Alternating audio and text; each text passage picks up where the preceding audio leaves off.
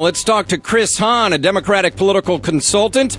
You see him on Fox News as well as a contributor there. He's vice president at Antonio Burgos and Associates. And in the past, he served under Senator Charles Schumer. Chris, good morning, sir. How are you today? Good morning. How are you doing? Doing well. Rick Santorum, what do you make of him? There's a lot of concerns out there, especially on social issues. I'm wondering if he's going to get the women's vote because he's come out strong against contraceptives as well. What's your take? Well, right now, all over America, women are waking up next to men. Some they know and some they don't. And they may have had sex with them last night, and they're pretty happy that they're allowed to have contraception. And if Rick Santorum was president, that might not be the case.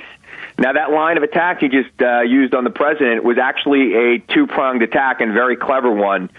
He's calling the president and his group snobs, but what he's really doing is pointing out that Mitt Romney is an elite, and that is true.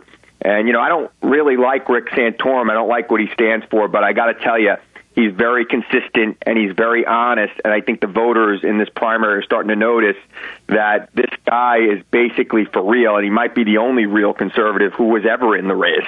And that's working for him right now. Of course, the Romney carpet bombing is about to begin in Michigan.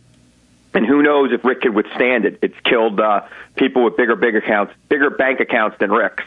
Yeah, Chris. And these super PACs are going to jump on comments like Santorum made back in 2006. A lot of women's groups are on this right now that say that he said that contraceptive is harmful to women, harmful to society, not a believer in birth control. Do you think that's going to have any momentum for the Santorum opposition? It's funny. In a general election, it kills him. Nobody's going to vote for a guy who kind of, by his positions, kind of saying that sex is icky. But I think in a conservative-driven primary, that might be ignored.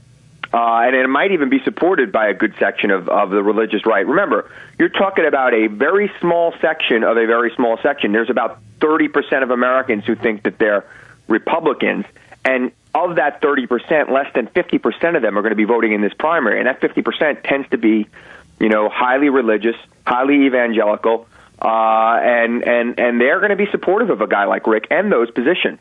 Chris, what about this issue as it relates to President Obama? I mean, a lot's been made of it in the past few days. We're going to hear a lot more, but now there are polls coming out. In fact, CBS and New York Times did a poll and found that by 66 to 26% Americans support the president's proposal on this contraceptive issue. But, you're certainly not going to get the same numbers within the Catholic community. So how do you see this playing out long term? Well, 66% is a pretty good number, and it includes a lot of Catholics.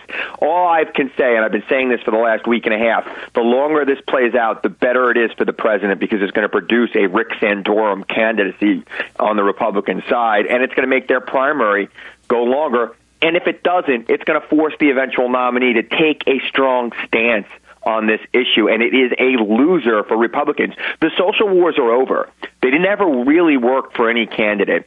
So anybody who's out there campaigning on these kinds of issues, especially in this time of economic crisis, is in big, big, big trouble. And right now, let's face it, they don't have a lot to talk about. The economy is improving. People are going back to work, so they got to pivot onto an issue that they think could get them elected, and this is not it. And I got to tell you, as a Democrat, I'm excited. I want them to keep talking about it. Every time I see the guy from the Catholic League yelling at somebody on television, I say that's another vote for President Obama. Yeah, you say people are going back to work, and then some people have given up looking for work. I mean, there's two sides to that equation. President Obama, you're talking about him. He was in L.A. last night. Who do we have there? Jim Belushi. We had George Clooney. I tell you what, the stars came out for him. A party hosted by Will Ferrell. He went on to another one. He's apparently riding a pretty big wave right now of enthusiasm, as you're pointing out, over this apparently growing economy we're seeing. Yep.